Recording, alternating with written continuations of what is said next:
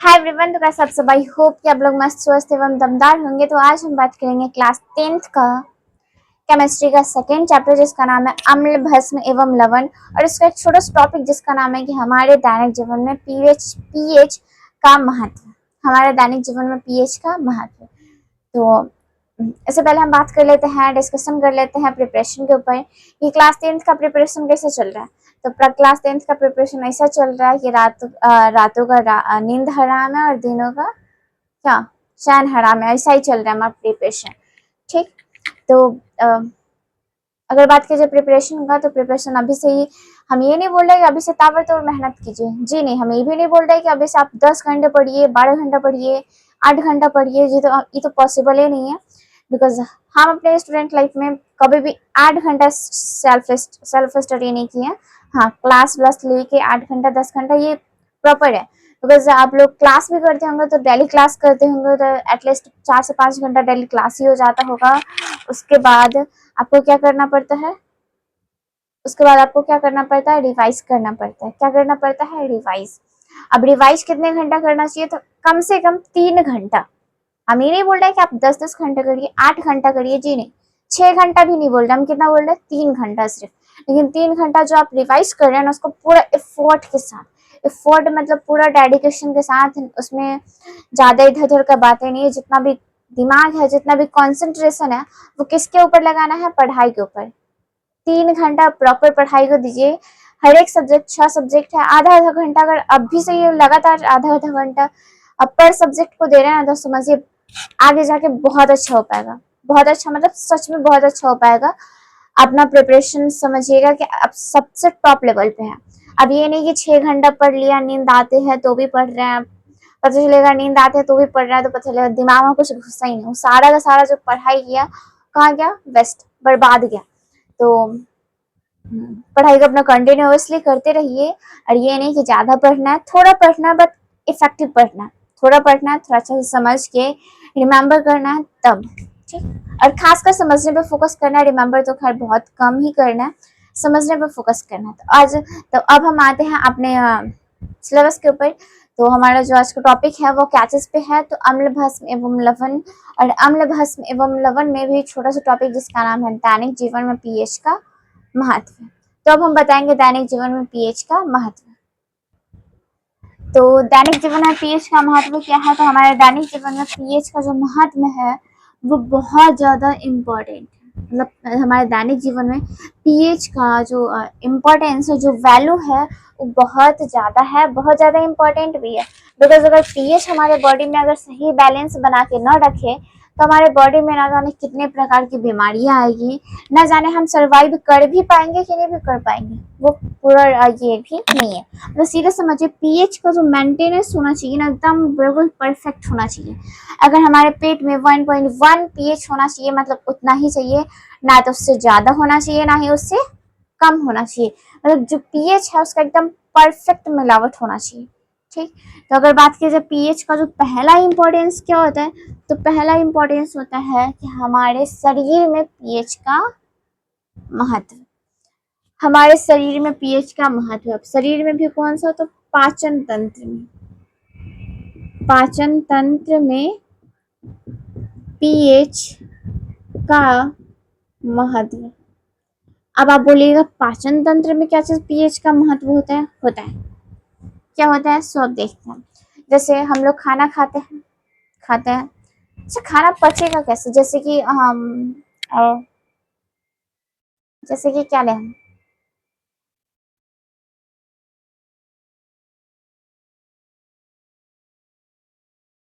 जैसे कि क्या लें? हाँ, जैसे कि लेते हैं हम, हमको बनाना मैगी। क्या बनाना है? मैगी।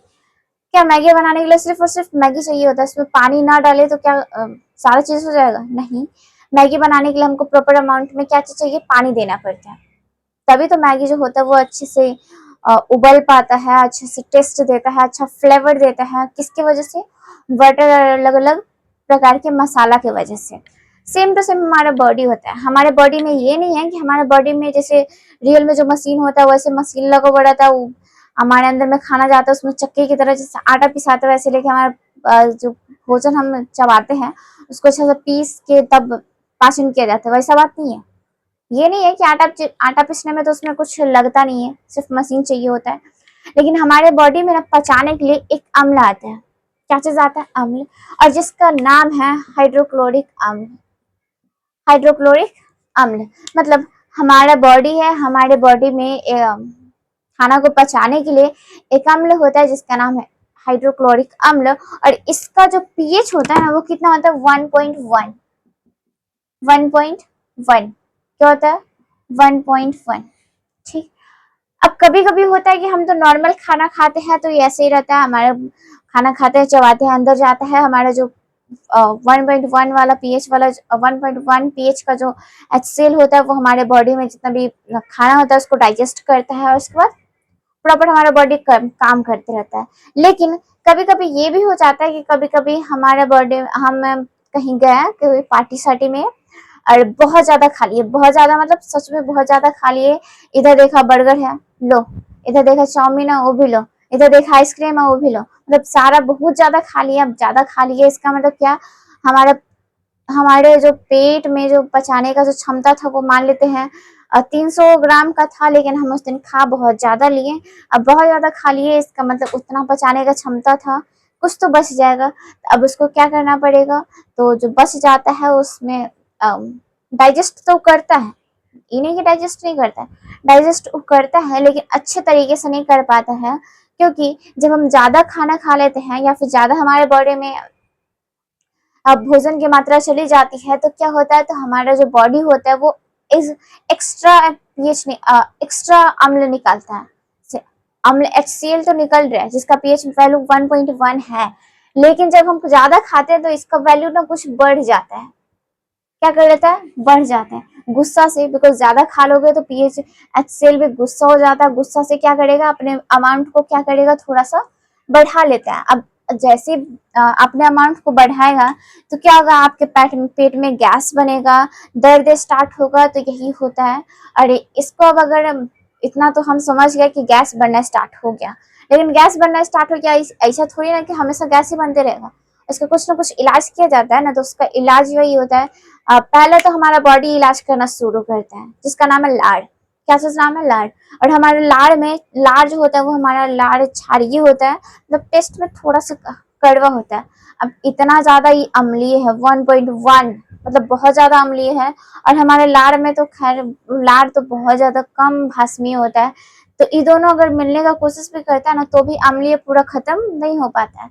तब हम यूज करते हैं क्या चीज का? लाड़ से काम नहीं चला, लाड़ पूरा उदासीन इसको नहीं बना पाया तो लाड़ के बाद कौन आएगा? तो आएगा एंटासीड। एंटासीड। और एंटासीड क्या होता है? एंटासीड मतलब एसिड है, एसिड को एंट करेगा। एंट मतलब अपोजिट करेगा। मतलब ये एसिड होता है उसमें एंटासिड मतलब एसिड न होकर बेस रहेगा। तब अम्ल इसमें ज्यादा था। अब अम्ल में हम ये क्या लगा रहे हैं?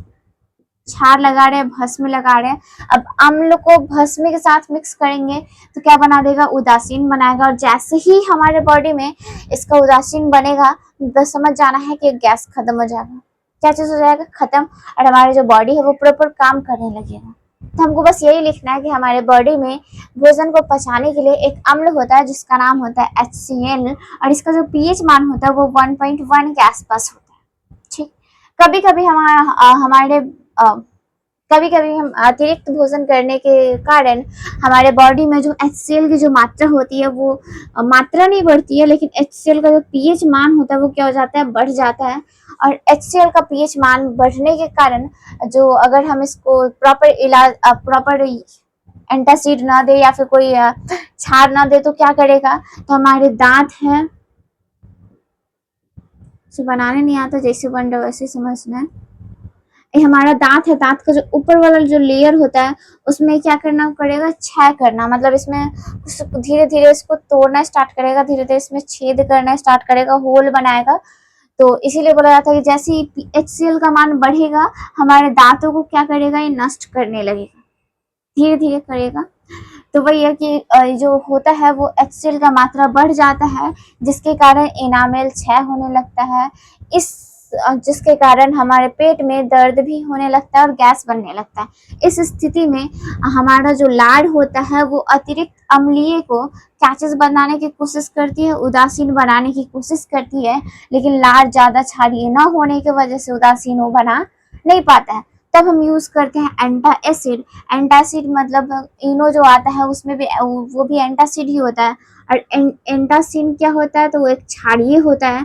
अब अम्ल को जब क्षार के साथ रिएक्शन करवाया जाता है तो क्या बना देता है, उदासीन। और उदासीन बनाने के बाद हमारा जो पेट है वो प्रॉपर पाचन करने लगता है और हमारे पेट हम जो अपने भोजन को पहले सही से पचा नहीं पा रहे थे, अब हम भोजन को भी क्या कर पाते हैं, सही से पचा पाते हैं। अब उसके बाद जो दूसरा टॉपिक आता है, दूसरा टॉपिक क्या आता है सो देखते हैं। तो जो दूसरा आता है वो आता है दांतों पर प्रभाव। अब दांतों पर प्रभाव मतलब क्या होता है, जैसे कभी कभी होता है कि बच्चा जो होता है वो ज्यादा चॉकलेट खा लेते हैं, इट टू मैनी चॉकलेट्स, बहुत ज्यादा चॉकलेट खा लेते हैं। अब ज्यादा चॉकलेट खाने की वजह से क्या होता है, तो उनके जो दांत होते हैं उनमें क्या हो जाता है, तो शर्करा फंस जाता है। क्या हो जाता है, शर्करा फंस जाता है। जैसे कि बना रहे दांत,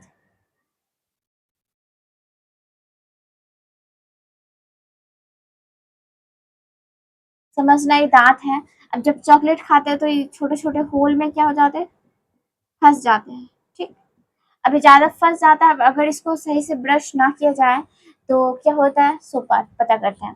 तो कभी कभी हम बहुत ज्यादा शर्करा युक्त या फिर शर्करा युक्त को ही हम लोग समझते हैं चीनी वाला पदार्थ। जब हम ज्यादा मीठा पदार्थ खाते हैं तो हमारा जो हमारा जो मुंह का जो पीएच होता है वो नॉर्मल तो 5.5 रहता है। मतलब हमारे मुंह का जो नॉर्मल पीएच होता है वो 5.5 होता है। लेकिन जैसे ही हम ज्यादा चीनी वाला पदार्थ खाते हैं तो हमारा पीएच 5.5 से थोड़ा सा बढ़ जाता है। अब जैसे इसका पीएच थोड़ा सा बढ़ता है तो क्या होता है, तो जो अ, जैसे पीएच थोड़ा सा बढ़ता है तो क्या करता है, ये जो होल होता है ना, ये जो क्षेत्र में जो शर्करा था इसमें अब धीरे धीरे बैक्टीरिया आना स्टार्ट होता है। और बैक्टीरिया क्या करता है, तो हमारे इनामेल को क्षय करता है। क्षय मतलब नष्ट करने का काम करता है। अब नष्ट करेगा तो करने हम लोग देंगे नहीं। अब हम लोग कैसे नहीं देंगे, क्योंकि हम लोग क्या करेंगे, बार बार अपने दांत को क्या करेंगे, ब्रश करेंगे। जैसे ही ब्रश करेंगे तो इसमें से जितना भी ये होगा, चीनी वाला पदार्थ होगा, सारा का सारा निकल जाएगा। और जो ब्रश करेंगे वो क्या चीज से करेंगे, तो नीम के दतमन से। दातून जिसको बोलते हैं, नीम का जो दतमन होता है तो टेस्ट में बहुत ज्यादा कड़वा होता है, जो कि हमारे मुंह में जितना भी अम्ल होता है, अम्लीय पदार्थ, उसको क्या करता है, उदासीन बनाता है। तो उसी का यूज करते हैं क्या चीज के लिए, तो दांत में मुंह में जितने भी अम्लीय पदार्थ होता है उसको क्या करने के लिए, उदासीन करने के लिए। ठीक है, तो ये 5.5 से क्या हो जाता है, 5.5 से थोड़ा सा इसका पीएच कम जाता है। पीएच कम होने की वजह से क्या होता है कि इसमें कीड़े मकोड़े तो नहीं बोल सकते, इतना बड़ा बड़ा भी नहीं रहता है। मतलब इसमें जो चीनी फंसा हुआ रहता है, चीनी फंसा हुआ रहता है, तो उसका पीएच कम होने की वजह से इसमें तो धीरे धीरे कीड़े लगने लगते हैं और हमारे इनामल को क्या करने लगता है, क्षय करने लगता है। इससे बचने के लिए हम क्या करते हैं, तो टूथपेस्ट का यूज करते हैं। क्यों, क्योंकि टूथपेस्ट इसका पीएच जैसे कम हो गया था तो इसका पीएच को थोड़ी बढ़ाएगा। मतलब पहले 5.5 से थोड़ा कम हो गया था, अभी 5.5 कम हो गया था, मतलब लाइक 5 के आसपास रहा होगा। फिर इसको क्या करेगा, टूथब्रश से जैसे इसको ब्रश करेंगे तो क्या करेगा, इसको प्रॉपर जितना चाहिए, जितना इसका पीएच रहता है उतना ही पे लाके इसको क्या कर देगा, रोक देगा। ठीक, वहीं पे लाके क्या करेगा, इसको रोक देगा। तो दांतों पर प्रभाव आई थिंक समझ में आ गया होगा। इसको आप आराम से लिख भी लीजिएगा। तो आज के लिए इतना ही, फिर मिलते हैं अगले लेक्चर में। तब तक के लिए बाय बाय, टेक केयर। क्योंकि वीडियो बहुत ज़्यादा लंबा हो जाएगा, अब इसी को थोड़ा लॉन्ग करके बनाइएगा तो अपने आप लॉन्ग हो जाएगा। ठीक, बाय बाय, टेक केयर।